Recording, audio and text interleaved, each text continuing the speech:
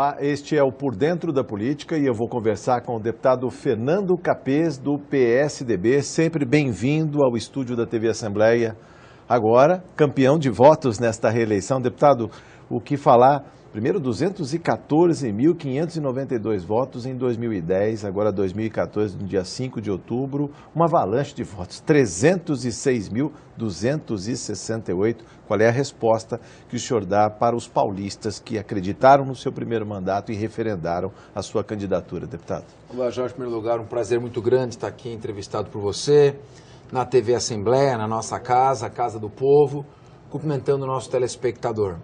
Realmente foi gratificante receber mais de 300 mil votos numa eleição para deputado estadual, que reconhecidamente é uma eleição muito difícil.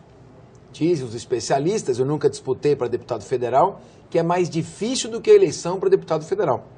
Você precisa ter mais votos para ser deputado federal, mas é mais difícil conseguir votos quando se disputa uma eleição para deputado estadual. Porque há um número maior de candidatos. Você tromba com candidato em cada esquina.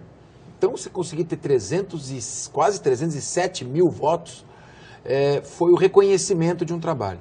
Eu poderia te dizer o seguinte, eu não sou uma pessoa assim, um político profissional, um homem extremamente experiente em questões da política.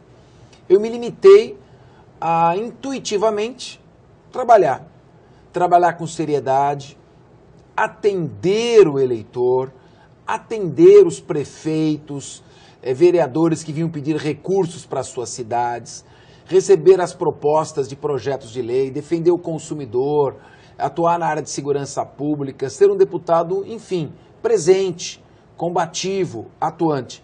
E isso acabou sendo reconhecido. Foi bom, porque se não tivesse sido reconhecido, eu ficaria na dúvida se valeu a pena ou não valeu a pena. E claro que valeu a pena ter trabalhado com tanto afinco. Deputado, eu vejo na sua página pessoal, o nosso telespectador vai ter a oportunidade de ver também, a sua gratidão e a retribuição ao trabalho já executado e fala, vamos trabalhar juntos por São Paulo. Há muito o que fazer, deputado. Evidentemente, tem muita coisa para fazer. Nós precisamos de uma Assembleia Legislativa que interfira mais na sociedade, que mexa mais positivamente com a vida das pessoas. Nós temos aí para o próximo mandato uma oportunidade muito grande na área de segurança pública.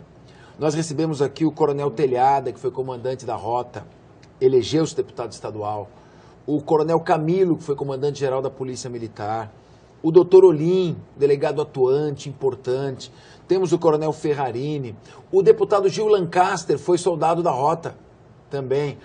No meu caso, promotor de justiça, professor de direito penal, nós temos condições de fazer grandes discussões nesse tema. Na área do meio ambiente, proteção animal e defesa do consumidor. Enfim, se mostrar mais participante e mais poder perante a sociedade. Deputado, aquela indignação que ficou lá atrás, em junho do ano passado, movimentações de rua, o jargão, você não me representa, não se reproduziu nesta eleição. Praticamente dos 94 deputados, 6 deputados vão para Brasília e 62 foram reeleitos. Se a gente contar que alguns sequer se candidataram, ou seja, foi fartamente, digamos, positiva a apreciação dos deputados, o reconhecimento do trabalho. Como é que o senhor vê esse estado de coisas que não se transfere da rua e que na hora do voto as pessoas lembram do trabalho dos parlamentares? No momento que o eleitor vai exercer o seu direito ao sufrágio, ao voto, ele acaba votando com consciência. É evidente que nós temos reações emocionais a todo momento. E temos reações de insatisfação, de revolta, de frustração. E quando podemos desabafar, sempre que temos essa oportunidade, colocamos para fora esses sentimentos. Então, naquele momento, você diria, vocês não me representam. As pessoas estão se referindo ao sistema político como um todo. Que é a regra do jogo. Que é a política como um todo, que é a forma como se tem feito política no nosso país. Foi isso que ele quis dizer. Mas na hora de votar individualmente, ele vai analisar e vai verificar que sempre existem pessoas capazes de representá-lo, o povo, numa Assembleia, num Congresso Nacional, no Executivo. E as grandes aflições do povo paulista, o senhor lembrou aqui a questão da segurança pública, que se reproduz também na escolha dos novos deputados que vão ingressar nesta Casa de Leis a partir do dia 15 de março de 2015. O que falar em termos de segurança pública, que é a função precípua do Estado e mais especificamente dos estados. O que falar sobre essa possibilidade de trabalho parlamentar nessa casa? Bom, do ponto de vista da Assembleia, além de não obstruir e facilitar o desenvolvimento da linha administrativa do governador Geraldo Alckmin, porque eu vejo muitas pessoas criticando, mas só se 60% da população for masoquista, porque 60% dos eleitores aprovaram a administração Geraldo Alckmin. Ninguém está dizendo que não há problemas e que a gente não possa contribuir e construir, mas foi o reconhecimento de um modelo de gestão com seriedade, com prudência, com cautela, com compromisso, fazendo aquilo que tem que ser feito. Mas nós podemos dar sugestões. Eu, por exemplo, entendo que no caso do combate à criminalidade, passa necessariamente pelo combate ao crime organizado.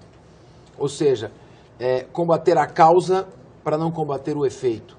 Então, as quadrilhas de narcotraficantes estruturadas em sistema de pirâmide, estimular o trabalho de inteligência, não apenas o trabalho como já existe, em que o Estado é receptor de denúncias para investigar, mas agindo proativamente, de maneira por meio de estruturas móveis que tenham a elite dos policiais civis, a elite do P2, do Serviço Velado da Polícia Militar, que é aquele policial que trabalha sem a farda, a elite dos grupos do Ministério Público, dos GAECos, dos promotores, da Receita Federal, Sim. Criar um sistema de força-tarefa, Receita Municipal, para fazer um ataque direcionado a determinados focos de organizações. Tem muitas quadrilhas de traficantes. Você pode montar algumas forças-tarefa por parte do Estado, coordenando com o Ministério Público, Polícia Federal,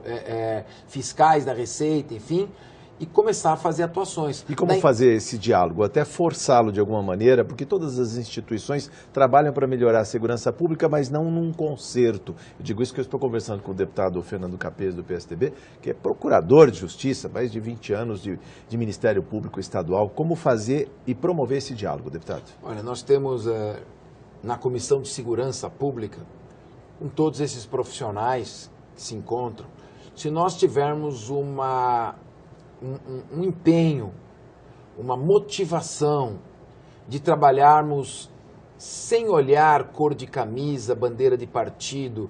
Nós agora somos poder legislativo, estamos trabalhando.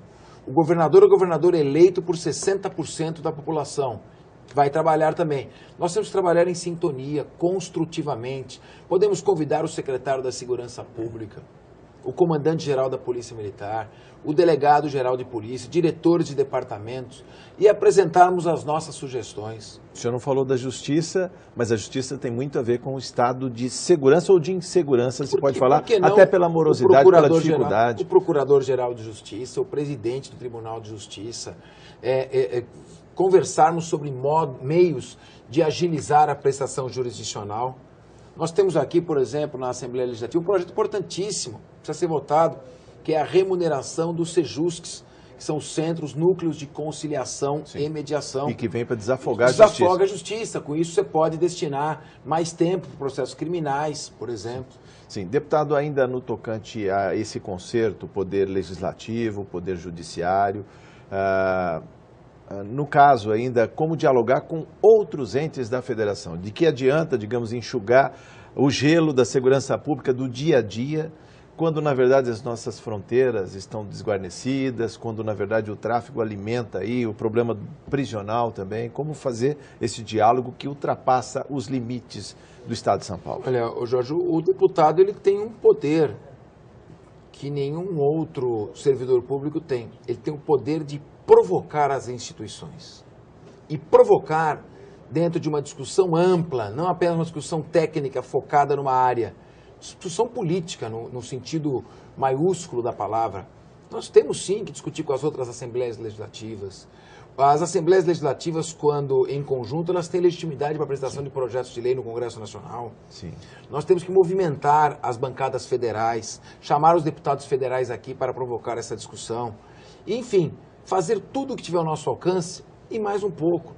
Acho que entra o pessoal motivado, eu vejo isso com bons olhos. Nós queremos atuar em harmonia com o Poder Executivo. Sim. Com independência, nos respeitando enquanto poder, enquanto titulares de mandato popular, mas trabalhando harmonicamente com o Executivo. E eu acho que apresentando sugestões e cobrando por que elas não são implementadas, acho que é uma maneira muito de contribuir. Ainda não há uma troca de papéis, vamos dizer assim. A Polícia Civil tem claros a serem preenchidos, a Polícia Militar tem uma carência de efetivos. Muitas vezes as cidades não recebem o devido efetivo. O que eles fazem? Os prefeitos constituem guardas municipais para tomarem conta dos próprios, das escolas, das creches, das secretarias que funcionam dentro do município. E, ao mesmo tempo, o governo federal também não faz a sua parte. Cuidando das nossas fronteiras, por onde entram as armas e as drogas. Como fazer com que cada ente cumpra efetivamente seu papel? Lembramos aqui que esta Casa de Leis vota o orçamento do Estado, que para 2015 está na casa de 204 bilhões. Tem recurso para incrementar a segurança? Bom, evidentemente que a segurança sempre vai ser uma prioridade, né? Segurança, saúde, educação são prioridades e precisam ser prioridades. Nós necessitamos, ninguém desconhece isso, um número maior de membros na Polícia Militar e na Polícia Civil.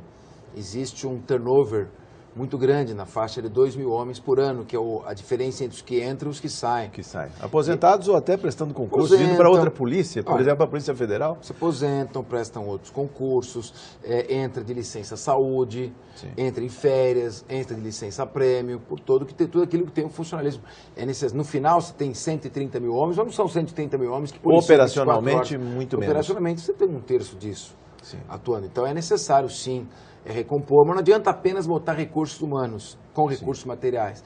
É necessário treiná-los, remunerá-los bem, motivá-los e ter criatividade para usar desses recursos na medida certa. Inteligência policial. Trabalho com inteligência, prevenção, monitoramento, se antecipar ao fato, buscar a informação, usar as técnicas, os instrumentos da lei do crime organizado. Então, tudo isso está à disposição. Agora, a vontade, a iniciativa, a ação faz a diferença também, né? Você tem dois servidores públicos, os dois, um atuando e um mais parado. Claro que vai dar resultado, a ação humana faz a diferença. Sim. Deputado, vamos para outros setores que também geram bastante, digamos assim, dúvidas, no tocante a melhorias que às vezes demandam muito tempo. Educação, por exemplo, deputado, o que fazer para melhorar os nossos indicadores na área de educação? O Brasil cresceu, virou uma potência econômica, mas na hora dos testes que vão aferir a capacidade dos nossos estudantes, nós estamos lá embaixo. Evidente, você tem, em primeiro lugar, um estudante que chega à sala de aula com uma série de deficiências internas no seio familiar. Muitas vezes, família desestruturada, desagregada, pai alcoólatra, ambiente promíscuo, deficiência alimentar, tudo isso vai repercutindo. Não adianta você achar que somente a escola vai dar conta de resolver o problema. Nós temos que estruturar um projeto educacional num pacto nacional, novamente deixando questão partidária de lado, um grande pacto nacional, por meio do qual nós deveríamos todos nos esforçar e buscar caminhos para assegurar o ensino integral, período integral e gratuito. A criança chega de manhãzinha na escola, faz o seu café da manhã na escola, o lanche matinal, a refeição do almoço, o lanche vespertino e o jantar. Entra de manhã e sai somente tarde da noite. O ensino tem que ser um ensino de qualidade, estimular cada vez mais o professor. E esse governo tem feito conquistas, é inegável que tem melhorado a condição remuneratória dos professores. Se sente isso pela diminuição do índice de insatisfação dos professores, né? Então, o ensino integral, gratuito. No final de semana, a escola se transformando num clube e recebendo a família para interagir. Escola para pais, material didático para pais também. Em muitos bairros de periferia, a escola é o único ponto do Estado ali presente, né? Que tem mais visibilidade, é o centro. Se você ficar simplesmente com paliativos, tentando remendar e consertar a casa pelo telhado e não pela estrutura, você criando políticas de cotas nas universidades para achar que com isso você vai sanar o imenso déficit que vem do ensino médio, do ensino fundamental, sim, não vai resolver nada, é só uma medida pirotécnica, sem qualquer impacto efetivo. O aluno vai ficar ali, serve para fazer propaganda de governo, mas ele não vai ter aproveitamento, porque ele vem completamente sem base. Eu fui diretor de universidade, e eu vi muitos alunos chegarem à universidade, com sérias sem deficiências, cotas nem nada, chegar à universidade com seríssimas deficiências de construção de um parágrafo de raciocínio, às vezes de uma frase que tenha sentido. Então, não adianta assegurar vaga em escola e vaga em universidade. Na escola tem que começar desde cedo, com ensino integral e ensino de qualidade com supervisão. Isso o país já conseguiu lá atrás, nos anos 90, com a universalização das matrículas. Nós já estamos aí praticamente com 98,5% de matrículas, ou seja, dentro da idade escolar, deputado. Isso já foi um salto, mas que começou lá pelo menos 20 anos atrás. O passo seguinte tem que ser que essas aulas que constam da matriz curricular sejam ministradas. Sim. Sejam ministradas com qualidade, que não haja evasão escolar, que não haja greves, interrupção do ensino, porque desse jeito não dá para você construir um país. Então, a base é a educação e tem que levar a educação com muita seriedade. E ter uma concepção menos ideológica e mais científica da educação. Sim. Não procurar levar discussões estéreis, improdutivas, meramente ideológicas, de concepções. Professor na sala de aula, matéria dada, cobra o aluno, estimula o aluno, vê qual é a deficiência do aluno em estudar, tem que tirar nota, tem que verificar como é que ele está tendo aproveitamento. Vamos ser um pouco mais pragmáticos e menos teóricos. A população é pragmática, tanto é verdade que há muita escolha no ensino médio por um curso técnico ou tecnológico, no caso das FATECs, deputado. Isso gera empregabilidade, gera renda e gera possibilidade de melhoria no futuro. Como é que o senhor vê, por exemplo, um dos, digamos assim, dentro aqui do estado de São Paulo, uma das coisas mais procuradas são os cursos da ETEC, da FATEC e do Sistema Paula Souza. Sem dúvida, essa foi uma grande conquista, um legado do governador Geraldo Alckmin. O Serra deu seguimento, o Alckmin ampliou o número de ETECs e de FATECs, está dentro do que nós acabamos de discutir, a visão pragmática da formação. Que adianta ficar formando doutores que não vão ficar desempregados quando há uma carência de uma série de serviços de natureza técnica. Eu vou te dar um exemplo. Hoje a profissão de gesseiro, por exemplo, de jardineiro, de cuidador de idosos, hoje você tem um campo muito mais profícuo de trabalho do que se formar mais um advogado.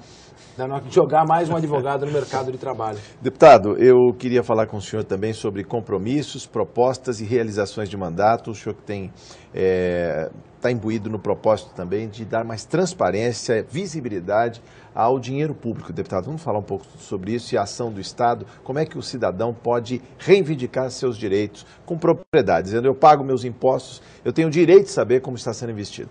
A melhor maneira de você fiscalizar como é gasto o dinheiro público é dar transparência a este gasto.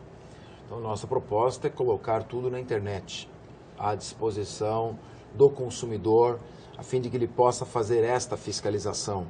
Ou seja, cada centavo público que é gasto numa obra, numa contratação, isso tem que estar colocado numa emenda parlamentar, isso tem que ser colocado à disposição do público, para que ele faça esse acompanhamento.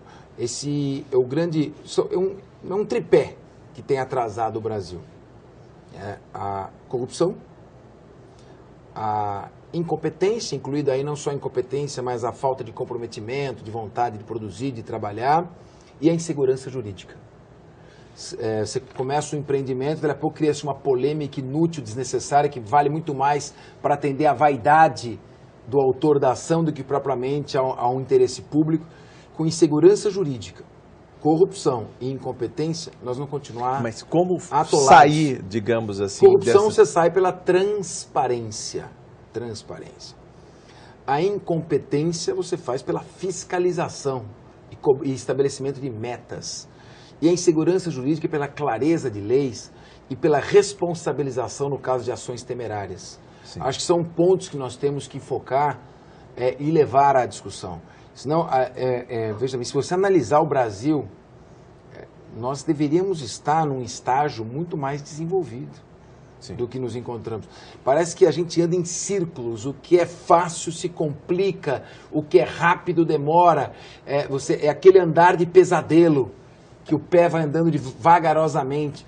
E nós precisamos andar no ritmo que os países desenvolvidos andam. Para o legislador, como fazer andar nesse ritmo? Ou seja, se a população tem pressa daquele lado, o senhor falou da questão da corrupção, já temos leis muito duras. Antigamente só se olhava a corrupção pelo lado do agente público, hoje se pune também o corruptor. Pouca gente fala nisso, né, deputado? Exatamente, nós temos a lei de combate à corrupção, muito importante, que permite o fechamento de uma empresa ou sua multa em até 20 milhões de reais no caso dela ser corruptora.